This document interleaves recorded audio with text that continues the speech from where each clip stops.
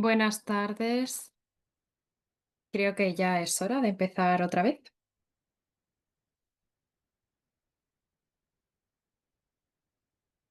Hemos estado antes hablando del doctor Markman y bueno, le invité y él tiene un paciente con ET y nos va a explicar, bueno, en primer lugar, en qué consiste su hospital, que es uno de los más importantes, y cómo funciona y cómo les afecta esta enfermedad a los pacientes en Arabia Saudí.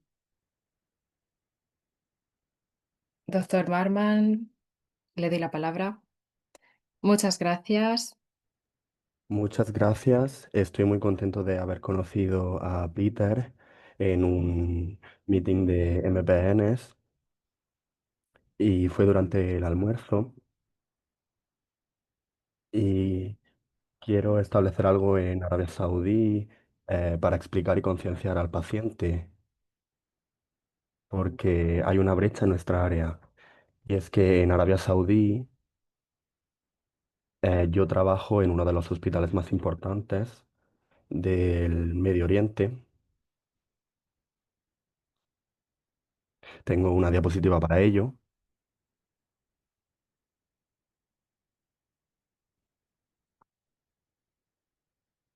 Sí, es esta. Pues este es nuestro hospital. Se estableció en 1997 para que los pacientes de Arabia Saudí no tuviesen que viajar a la hora de tratarse estas enfermedades. Así que se estableció este hospital em, y había doctores de los Estados Unidos, también enfermeros, y transformaron este hospital en una multinacional. Eh, tenemos 17.000 personas de 70 países del mundo.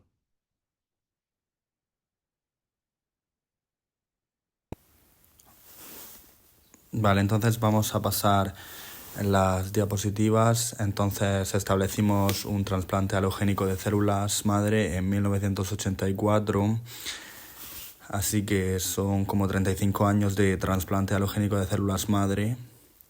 Fuimos el primer país en hacerlo.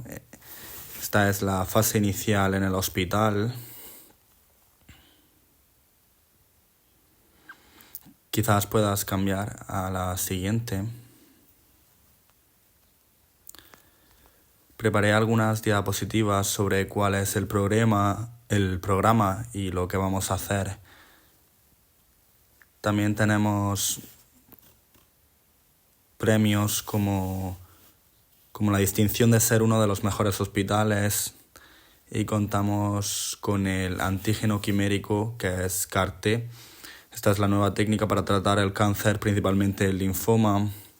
Lo establecimos y hemos realizado unos 100 casos en los últimos 3 años.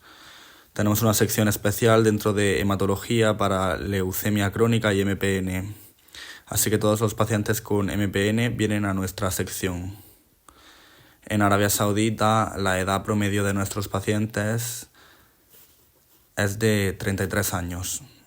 Así que tenemos una población más joven de lo habitual. Y por eso todas las enfermedades, no solo las MPN, se presentan antes.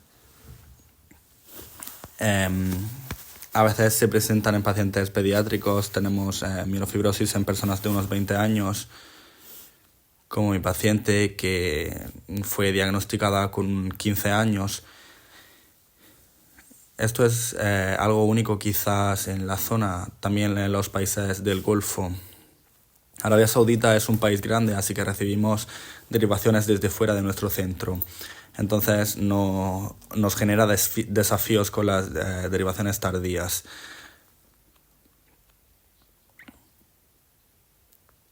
Los pacientes son atendidos por médicos locales y una vez son diagnosticados los derivan a un centro grande, a veces a un centro grande que se queda con el paciente, lo cual no es bueno, porque realmente necesitan ver a un especialista en mielofibrosis. o hematología. Pero estamos bien en, en aceptación y derivación. El gobierno paga, la atención médica es gratuita para los ciudadanos y también pagamos el billete. También tenemos todos los medicamentos nuevos, lo cual es muy bueno. Tenemos acceso a nuevos tratamientos.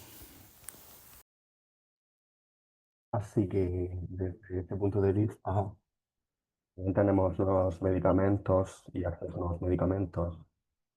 Así que esta diapositiva también trata sobre la investigación que estamos llevando a cabo. Somos uno de los mejores hospitales y esto también representa el número de trasplantes. Y es que tenemos unos 400 trasplantes alogénicos y esto es un número muy grande. Somos el número 5 en el norte de África y queremos ser los primeros del mundo.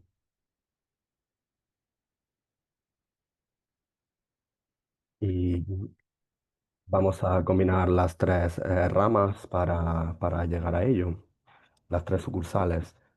Y probablemente el primero del mundo sea Nueva York y después Seattle y luego nosotros. También he oído que en China hay uno bastante grande. La siguiente, por favor. Esto es lo que mencioné sobre el CART. Esta es la celebración de, el número 100 de CART y estos son nuestros números. Hablamos sobre los trasplantes que hemos realizado y es algo de lo que realmente estamos orgullosos porque van en crecimiento. Y por favor, la siguiente. Esta es nuestra propia fábrica de carté, eh, que eh, el costo de este recorte fue de alrededor de 400.000 euros por paciente y es bueno que tengamos esta fábrica. La siguiente, por favor. Esto es lo que mencioné antes sobre el número 5 y es que esta es la Fundación de Trasplantes de Norteamérica.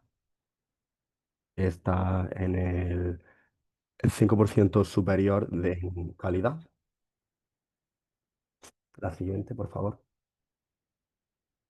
Y es que estamos realizando más de 380 ensayos clínicos y de estos el 25% son de hematología, lo cual es bastante importante. Y esto es para hablarles sobre la actividad en nuestro hospital. Así que me gustaría preguntarles cuántos pacientes hay aquí de PV y cuántos de TE, vale, hay un poco más, y de mielofibrosis, solo unos pocos, ¿no? Solo unos 5 o 6 de mielofibrosis, vale. Así que ahora le voy a...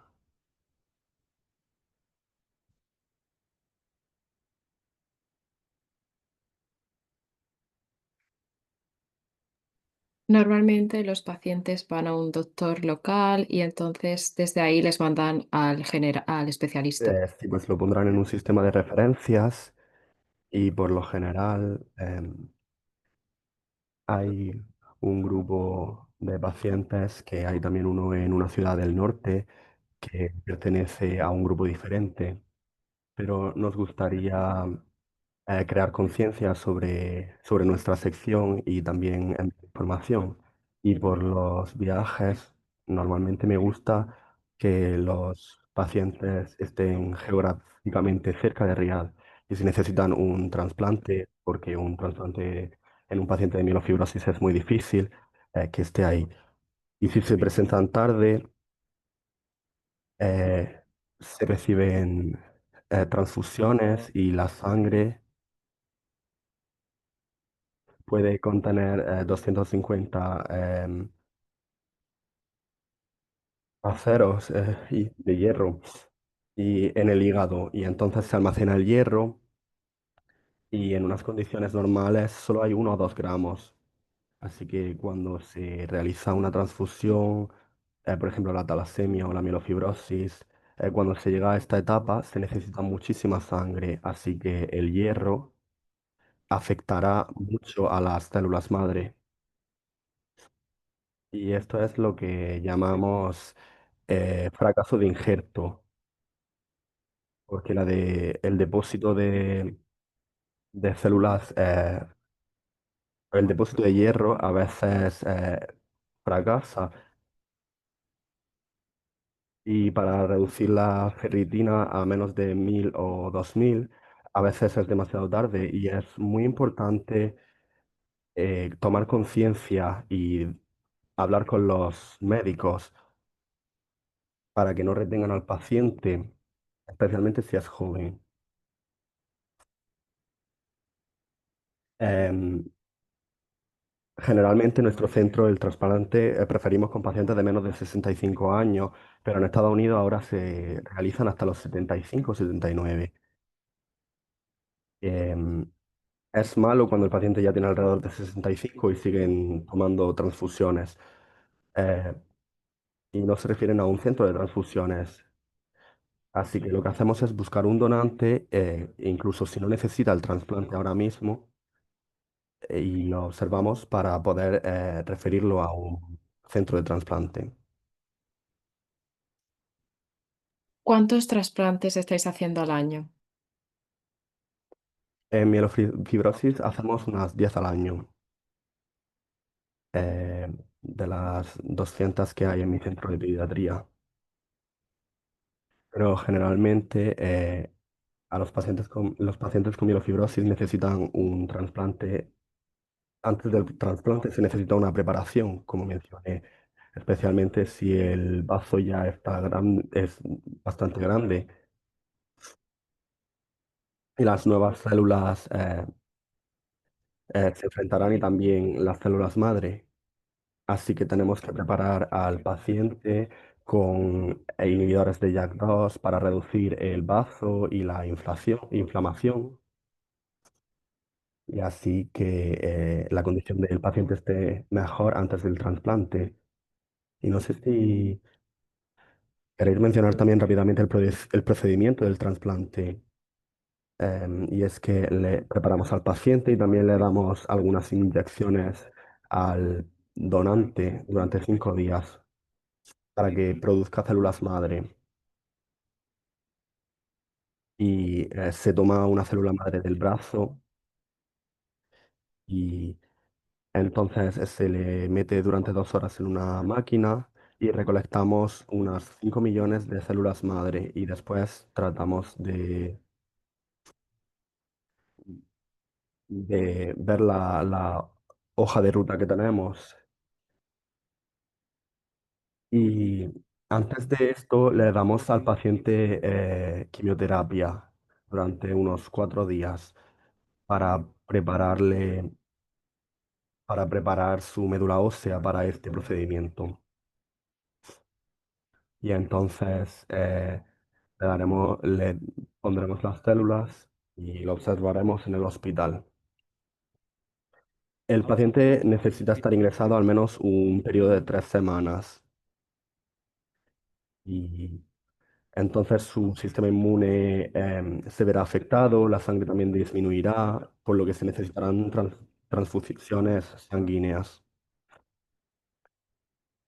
eh, y se intentará reducir las plaquetas y también los glóbulos rojos. Y esto suele tomar unas 2 o 3 semanas. Así que tenemos que ver si el paciente tolera la inmunosupresión y entonces administrársela y así dormimos un poco el sistema inmunológico y lo despertamos lentamente. Eh, por lo tanto, tiene que estar en la misma ciudad que el centro de trasplante y tendrán que visitarnos unas 2 o 3 veces por semana, al menos 2 veces por semana porque tenemos que medir la inmunosupresión y también tenemos que comprobar las complicaciones. La número uno es el injerto contra el huésped y es que el sistema inmunitario ataca al injerto y esta es la complicación principal del trasplante, además de la infección. Es muy peligrosa porque el sistema inmunitario está debilitado y entonces decidimos esto si un paciente tiene alrededor de 38 grados de fiebre y entonces tendrá que ir a la sala de emergencias porque necesitamos hacer un hemocultivo rápido y administrar antibióticos.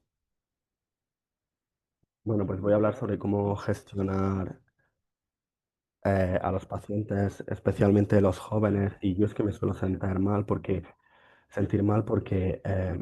muchos de mis pacientes tienen problemas en el hígado y el Jack Dog, digamos, 10 años antes de su presentación, em, el Jack 2 o T causará la trombosis en la vena porta. Entonces el paciente tendrá dolor abdominal y nadie suele pensar en eso. Nadie suele pensar que esto se deba al Jack 2.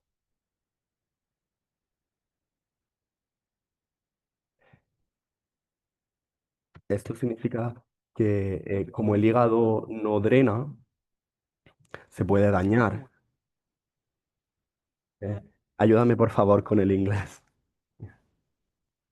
Así que a veces el hígado pues estará enfadado porque no drena y entonces por esta supresión se ensancha para poder liberar la presión. Y entonces también surgen varices, que son como bolsillos de sangre y es bastante peligroso. Tengo un paciente que se presentó no con problemas de vaso de hígado. Bueno, ¿cuáles son los problemas de hígado que se pueden presentar? Pues a veces es picores, a veces también puede alterar la conciencia y también los fluidos del cuerpo.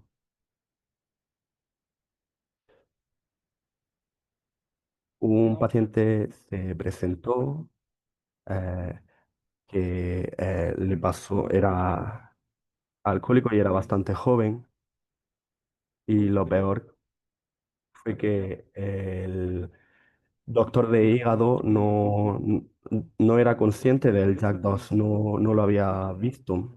Y en estas situaciones se tiene que actuar muy rápido para hacer un trasplante de hígado. Y es que en mi centro hacemos más de 200 o 300, de 300 trasplantes de hígado.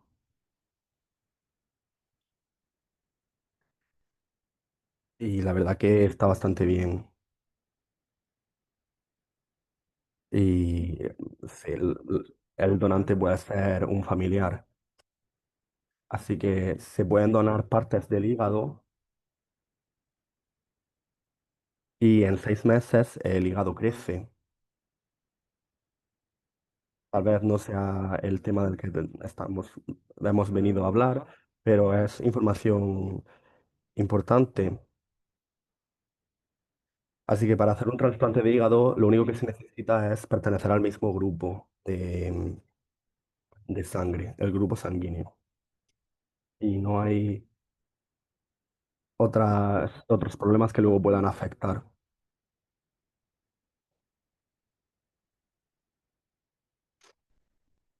Ahora hay trasplantes robóticos y, bueno, pues si el doctor especializado en el hígado no sabía lo que estaba pasando, ¿qué pasaría con el nuevo hígado? Pues le trasplantarían uno nuevo. Esto puede ocurrir puede llevar a otra trombosis que afecte al nuevo hígado. Y por eso hay que ver si el paciente tiene JAK2 y si se puede detectar un porcentaje superior al 2%.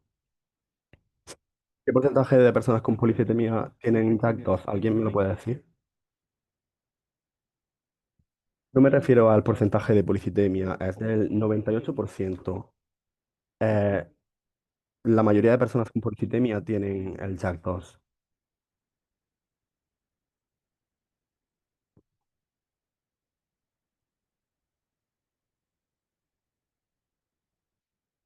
Bueno, cuéntanos sobre tu historia, por favor.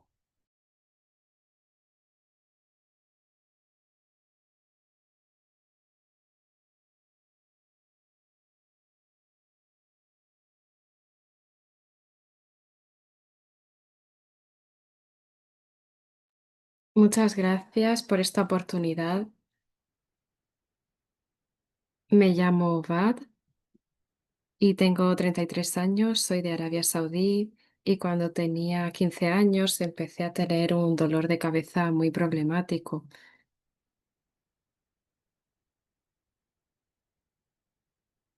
Me sentía como la cabeza muy espesa, me molestaba la luz, así que empecé a tomarme una aspirina cada día y me tiré 2 años buscando la respuesta hasta que un doctor me dijo que me hiciera un análisis de sangre. Y entonces se demostró que mis plaquetas estaban muy elevadas, tenía 5 millones 1,5 o un millón y millones. Sí, medio, pero antes sí. de eso, ¿a qué tipo de doctor iba? Vale, y cuando te preguntaban sobre los síntomas, eh, porque la gente suele ir a doctores ENT y puedes sufrir hasta 2 años sin que te lo diagnostiquen. Y también en el colegio no te iba bien.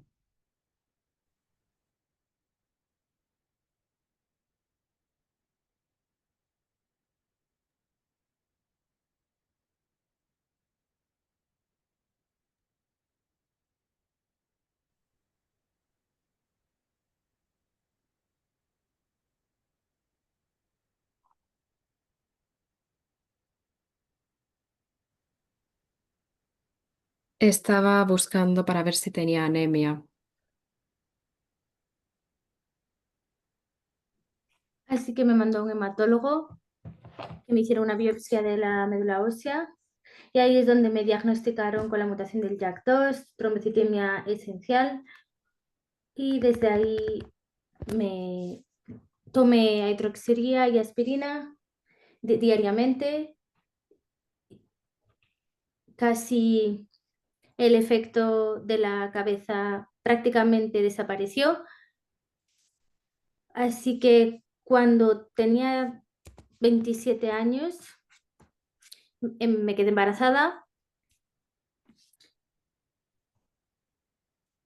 y empecé a tomar inyecciones y aspirina semanalmente y alrededor de las 6 semanas de embarazo tuve un sangrado muy doloroso que duró 2 días. Así que después de eso, eventualmente los médicos tuvieron que inducirme a un aborto por el Por el sangrado sangrado tan intenso, abundante, porque el sangrado intenso era, dijeron, se dijo, bueno, tenemos que intervenir. Así que después de 6 semanas de embarazo, se hizo. Estábamos a niveles de 700. Así que normalmente con el embarazo las plaquetas tienen que bajar. Es algo normal. Algunas mujeres embarazadas pueden llegar a tener incluso por debajo a 600 o 500 las plaquetas.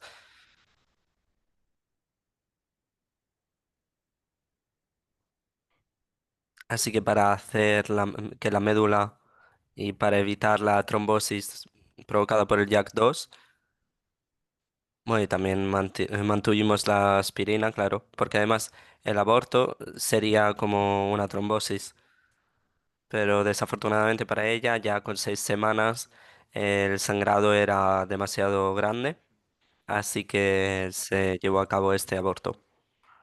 El aborto es una mala experiencia, ¿verdad? Sí, es muy dolorosa emocionalmente, es muy duro, fue muy duro para mí, fue una experiencia muy difícil. Eso me hizo preocuparme mucho, me hizo tener mucho miedo a volver a quedarme embarazada, pero mi médico, Marmar, dijo que podría tomar enoxaparin para mi siguiente embarazo desde el principio y estuve diariamente con esta medicina y con aspirina y Pegasus. Recuerdo que Nuxeverin fue doloroso, sí.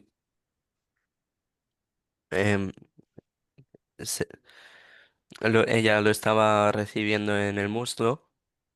Le dije de poner un poco de hielo para que la zona se adormezca y así poner la inyección. Pero es que 9 meses poniendo cada día la inyección es mucho. Y realmente estabas preocupada durante estos 9 meses, ¿sí? Además, después del aborto, tal, los 9 meses eran duros. Pero con este tratamiento fui capaz de llevarla al embarazo de manera segura y ahora tengo un bebé varón que tiene 6 años ya. Así que ser una madre es lo más bonito que me ha pasado en mi vida y vale la pena todo el dolor, todas las agujas, todo eso. Así que sí, Es muy importante, sí. gracias. Muy importante porque a veces cuando el paciente empieza con hidroxurea, el médico dirá de evitar el embarazo, pero algunos pacientes llegan a tener 40 años y tienen miedo de quedarse embarazadas. Incluso para el trasplante de hígado, el equipo le dijo a una paciente joven de no quedarse embarazada y yo sigo pensando que una paciente debería poder luchar para quedarse embarazada si quiere. La MPN y el embarazo, no hay suficientes datos, hay un vacío en esto, no hay unas líneas guía claras y como se piensa que daña al embarazo, pues directamente se evita. Había datos sobre Rusia que vi hace poco, vieron en otra enfermedad, en leucemia mieloide, compararon a una mujer que em, consiguió tener un buen embarazo y un niño sano, quien compararon a quien tomó Pegasus y a quien no, y daba el mismo resultado. Y también se comparó porque al principio Pegasus no hacía nada y también con el efecto de aspirina. Un compañero dio a un paciente 2 veces al día aspirina.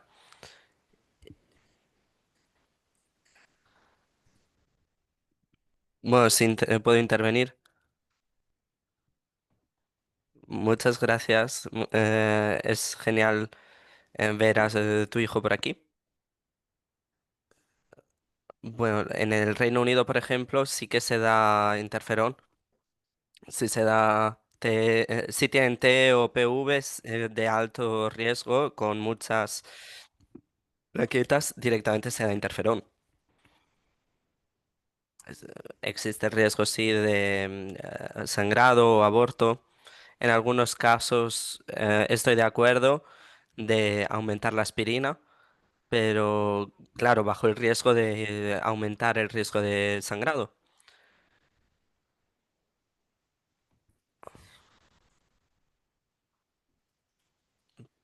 Por ejemplo, eh, a 6 semanas después de dar a luz, es muy importante reevaluar.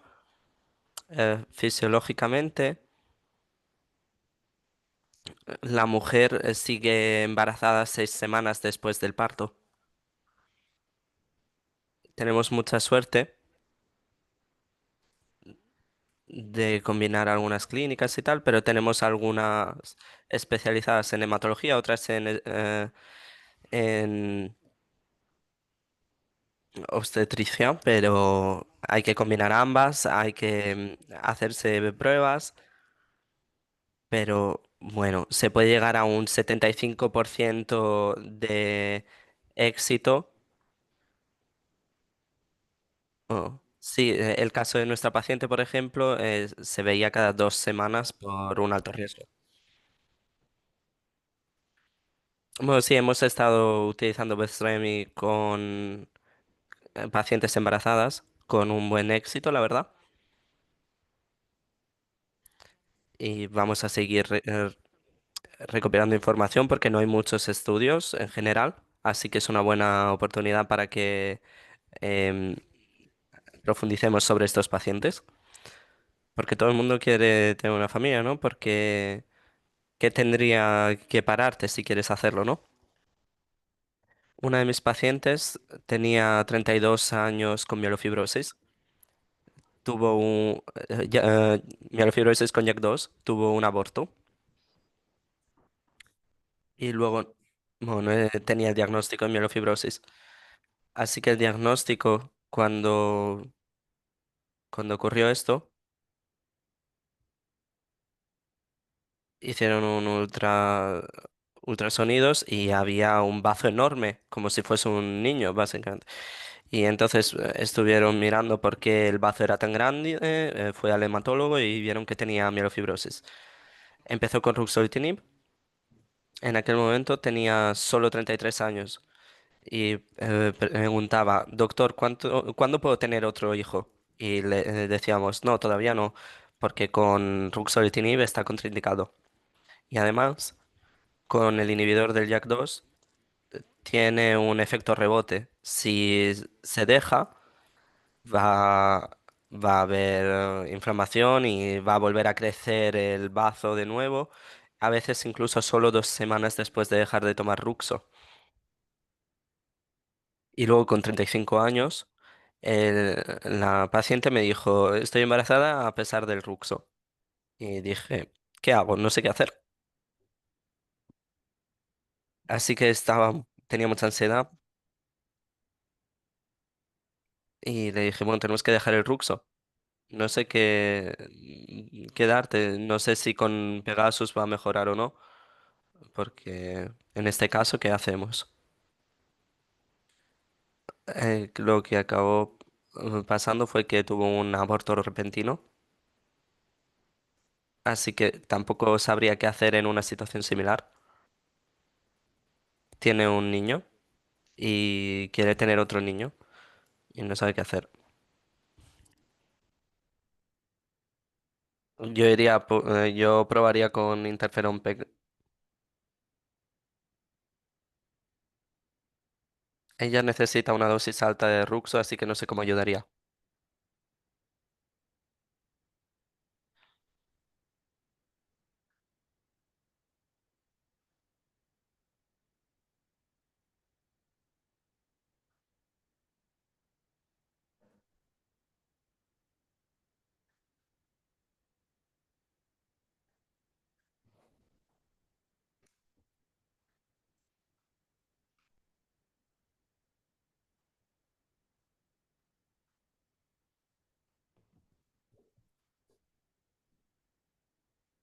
Así que me preguntaba cómo hacerlo.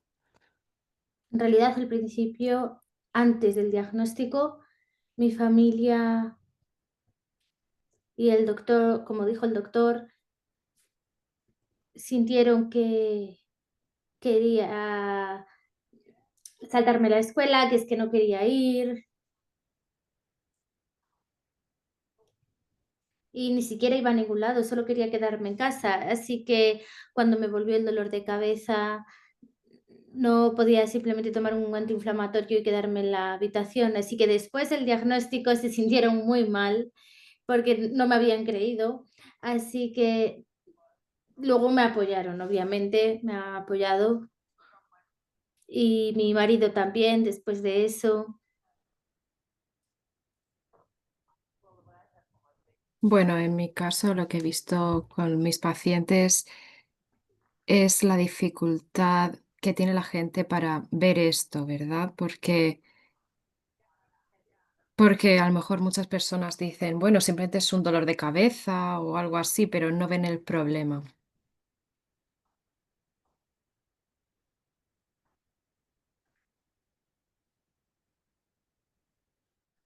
Pero además los pacientes tienen migraña, llevan tomando medicina para la migraña durante muchos años y luego les diagnostican. Y lo que sucede es que, bueno, todo este recorrido de ir de un doctor a otro hasta finalmente ver lo que pasa con las plaquetas y decir, vale, es esto lo que ocurre, es algo bastante habitual que les pasa a muchos pacientes que a partir de síntomas como la fatiga o el dolor de cabeza acaban siendo diagnosticados con esto. Y además con el nivel tan alto de plaquetas, otros pacientes, por ejemplo, cuando tienen las plaquetas a 600, se piensa que es por la falta de hierro que causa la trombocitosis reactiva cuando se tiene la falta de hierro. Y bueno, se me ha olvidado mencionar que tenemos la trombocitemia esencial familiar. Hay una mutación que se llama MPL y la MPL puede ser familiar o no familiar. La P106 es una mutación y las plaquetas normalmente llegan solo a 6.700 y no hay dolor de cabeza. Son asintomáticos estos pacientes, la mayoría. Y seguimos observándolos, la mayoría cuando hacemos el secuenciado de nueva generación. Quien tiene esta mutación, la mayoría van a tener un 90% o más del 90% de esta mutación. Lo que quiere decir es que ambos padres son portadores.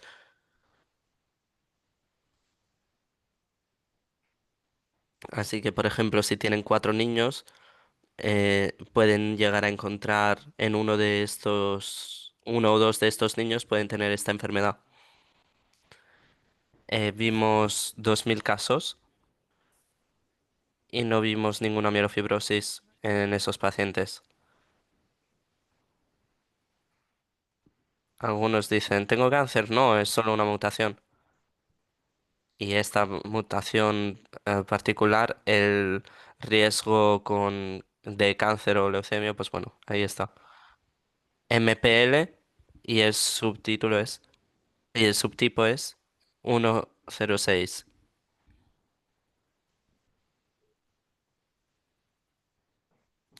No sé si en Oriente Medio o en el Golfo es muy común ahí.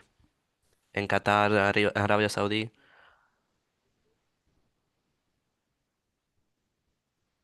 Y además a menudo solo identificamos una MPL y cuando vemos que tenemos todo el panel, tenemos todo el diagnóstico. Normalmente se complica más porque, bueno, tal y como hemos visto en la foto de las distintas áreas con la proteína 53, cada vez resulta más complejo porque aunque las mutaciones JAK2 todavía no están relacionadas, todavía no sabemos la relación que existe. Bueno, un momentito que hay una pregunta. Un segundo, John. Pero La mutación B617F se descubrió en 2005 y fue un día investigando, pero ahora mismo con la tecnología que tenemos, con los distintos paneles y recuentos de miológenos, tenemos muchas mutaciones que tal vez tengan una relación.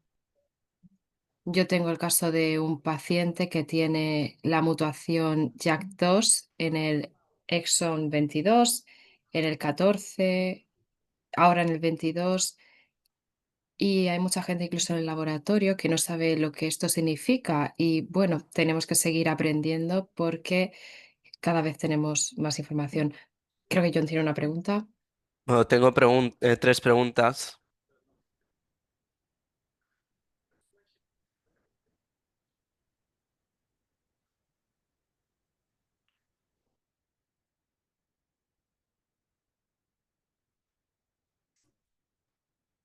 Bueno, tenemos en hemofilia sí que hay.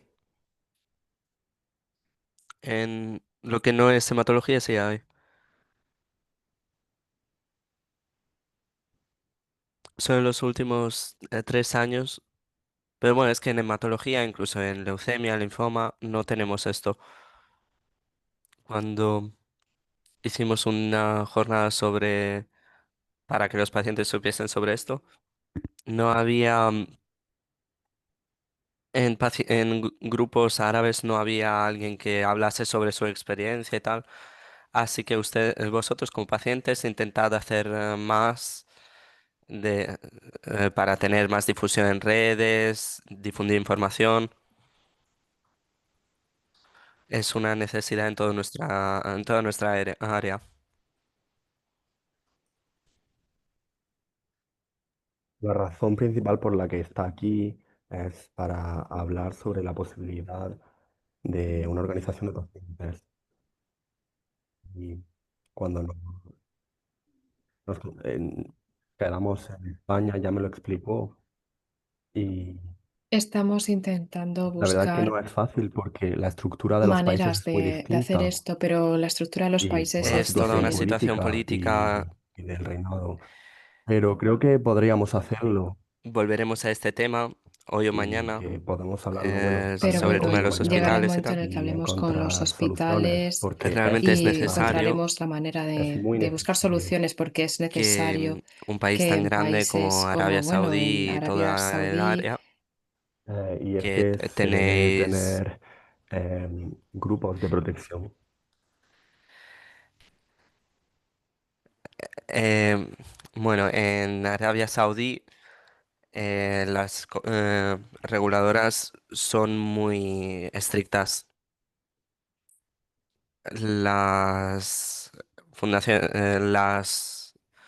grandes farmacéuticas han intentado difundir más información, pero bueno, a veces intenté hablar con los pacientes para que vengan a estos eventos, pero dijeron que no querían que viniesen compañías, hacerlo solo para los pacientes.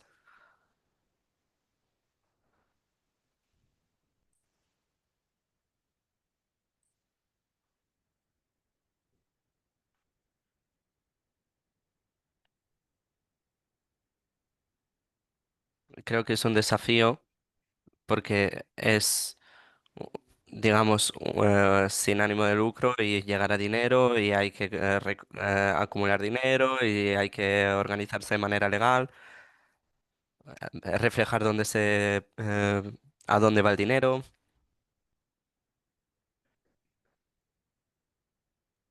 Creo que muchos países tienen PHGs independientes de los que probablemente haya escuchado y creo que mucha gente tiene ganas de saber cómo hacerlo. Así que espero que continúen las ideas. Y mi segunda pregunta está relacionada y es que parece que hay muchas personas que no están diagnosticadas en su país. Y me gustaría preguntar si sabe de cuál sería el Hay un problema. gran problema sobre esto. La solución es difundir información no solo a los hematólogos, porque ya saben estas cosas, sino también a otro tipo de médicos, porque a lo mejor no están interesados en tener tanta información sobre esto. Si tengo em, otras conferencias sobre este tipo de información, a lo mejor no me interesa. Hay que intentar encontrar otro enfoque y se necesita más esfuerzo.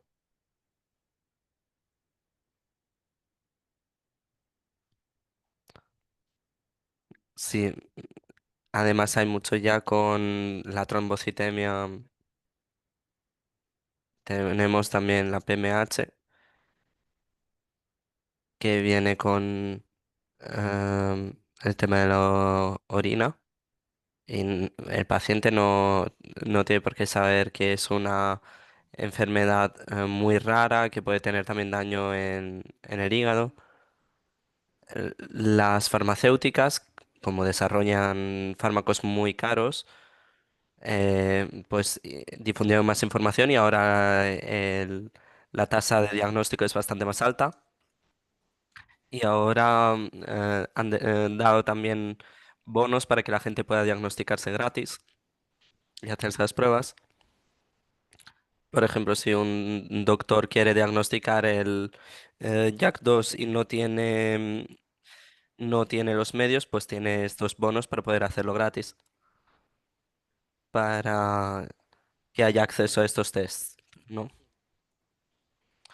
Y una vez que este problema ocurrió a muchos pacientes, pero ya no. Nosotros en Estados Unidos, en el Reino Unido, estamos formando bastante, casi todo el mundo sabe acerca del PV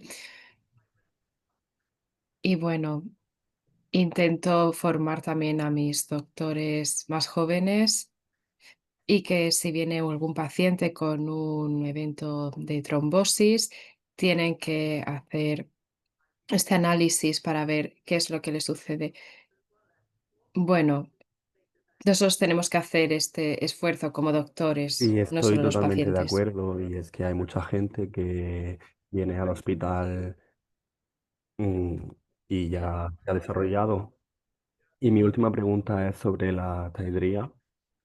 Em, vamos a hablar de la hidro. Y es que en muchos países es inusual darlo a pacientes jóvenes, probablemente por los efectos secundarios. Y quería preguntarle sobre esto. Pues normalmente no soy muy restrictivo con estas líneas de guía, porque eso al final está para guiarse, pero si un paciente tiene una situación específica, necesito calmar la enfermedad. Estoy de acuerdo contigo de que a veces, bueno, por ejemplo, para los hombres afecta mucho al esperma, ¿no? Las estadísticas dicen 6-7%, pero yo he visto mucho más.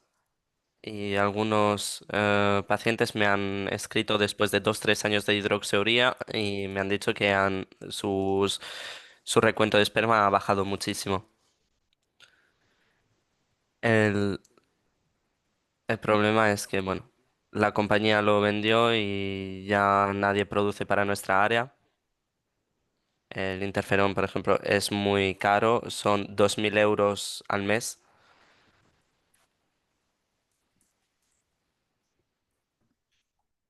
pero bueno, Pegasus volverá.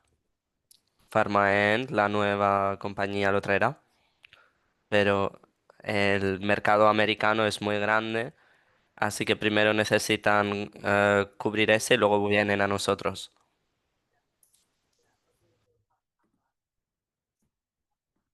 Sí, ya tuvimos esta conversación.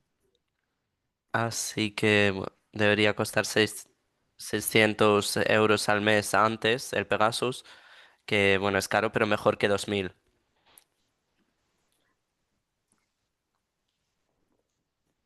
Y además se toma cada 2 semanas. Muchísimas gracias por la explicación. La verdad que me alegra saber que hay gente que es consciente de lo que hay que hacer. Estuve hablando con Peter anoche. ah, Adoro el doctor Hasselbalch de Dinamarca.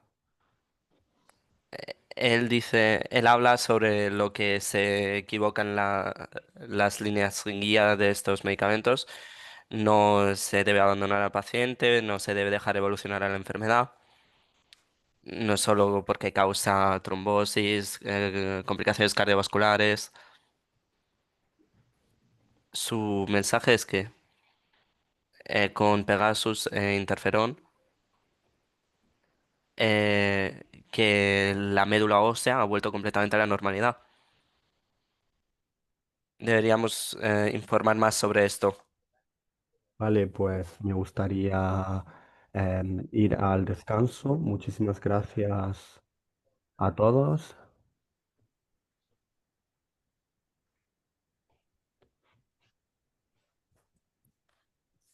La cooperación con Arabia Saudí, esta área, pues tal vez no seremos capaces de hacerlo con la industria farmacéutica, eh, que hay bastantes representantes aquí, y es que tenemos que ayudar a la gente en Arabia Saudí y a los grupos de pacientes, pero debido a la estructura de Arabia Saudí y estos países,